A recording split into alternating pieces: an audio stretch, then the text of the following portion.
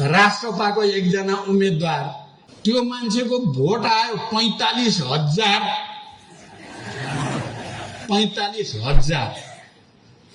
उसको दिमागले त्यसलाई पचाउन सकेन रे। कहाँबाट आयो यो भोट? यति एउटा घटनाले देखाउँछ कि यो चुनाव कस्तो चुनाव भयो। निर्वाचन होइन भनौँ भने सबै चिज पुगेको छ। मतपत्र छापिएकै छन्, मतपेटिका सबैतिर पुगेकै छन्, सुरक्षाकर्मीले सुरक्षा दिएकै छ, मतदाताले भोट हालेकै छन्, गएकै छन्। त्यहाँ यो होइन कसरी भन्ने हो भने अनौठो परिघटना भएका छन्।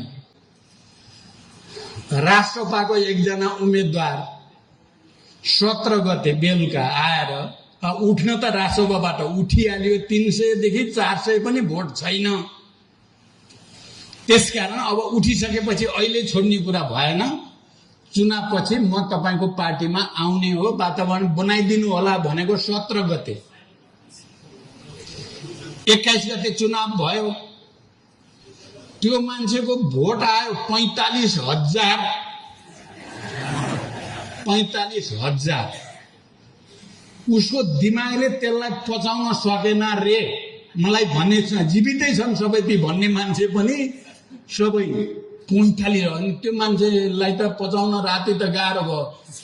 घरमा एक्लै हाँसेको कहाँबाट आयो मलाई 45,000 भोट? कहाँबाट आयो यो भोट? यति एउटा घटनाले देखाउँछ कि यो चुनाव कस्तो चुनाव भयो।